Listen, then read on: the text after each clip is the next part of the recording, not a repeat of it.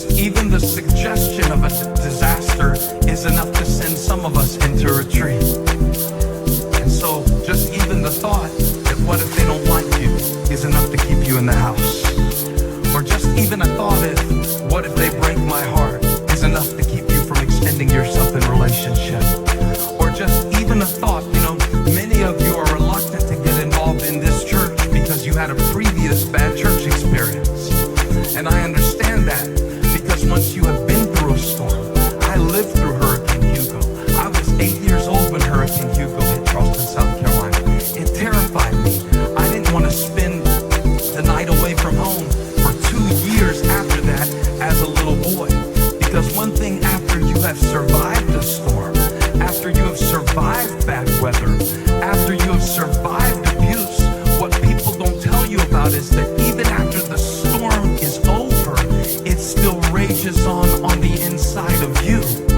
And the saddest thing in the world is to see a Christian who has been set free by the love of Christ, to know that neither height nor depth nor anything else in all creation, neither death nor life, neither angels nor demons, neither the present nor the future, nor any other power shall be able to separate me from the love of God that is in Christ Jesus my Lord.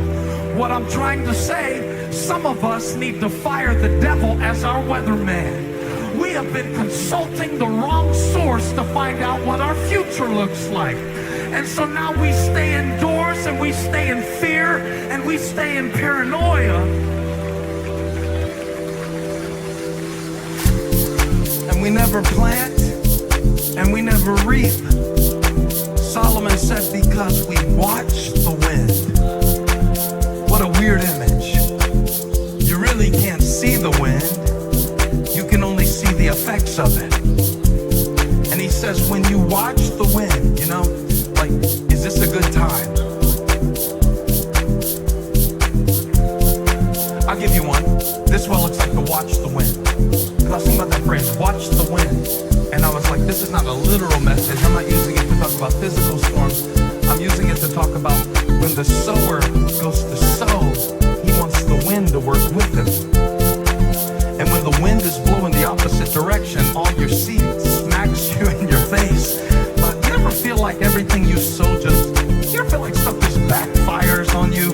You're trying to be nice to somebody. That's the last one of those I'm doing. I gotta preach this twice tomorrow. I need my brain cells.